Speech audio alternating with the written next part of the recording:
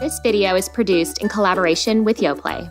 This Easter, I wanted to create a yummy treat for my Easter brunch, so I created these little bunny yogurt cups that are so cute and easy to make. The first step is melting white candy melts and piping out the bunny ears.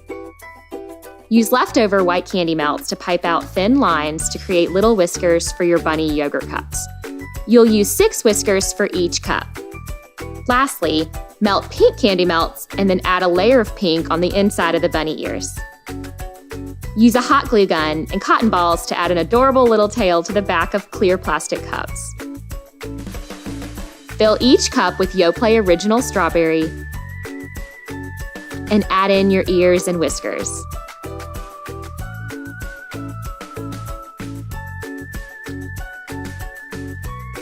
In the center, place a mini marshmallow to create the bunny nose.